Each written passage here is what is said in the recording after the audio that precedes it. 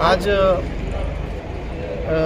ये सैयद साजिद शबाना बानो नजमा बानो ये लोगों को हाजिर किए थे कोर्ट में हाजिर करने के बाद में 2 दिन की पुलिस कस्टडी की पुलिस ने रिमांड रखी थी, लेकिन कोर्ट ने कोई भी किस्म की बहस ना सुनते हुए इसमें जुडिशियल कस्टडी का ऑर्डर किया हुआ है।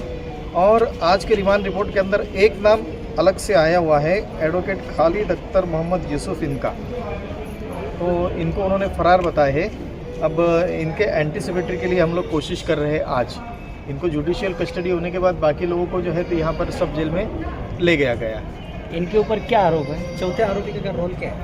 अभी तक तो उन्होंने रोल कुछ क्लियर नहीं किया, लेकिन उनका ऐसा बोलना है कि भाई ये ऑफेंस से इनका भी कुछ ताल्लुकात हो सकता, कोई डॉक्यूमेंट वगैरह बनाने में शायद ये लोगों की इन्होंने मदद की है, ऐसा पुलिस का कहना है।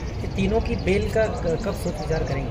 बेल के ताल्लुक से अभी हम सब जितने एडवोकेट जिसमें काम कर रहे हैं सब मशवरा करेंगे और मशवरा करने के बाद में बेल एप्लीकेशन दाखिल करेंगे। शायद कल दाखिल कर सकते बेल एप्लीकेशन। हाईकोर्ट जाना पड़ सकता? नहीं, ऐसा तो हालात नहीं है। सब पूछ लिया।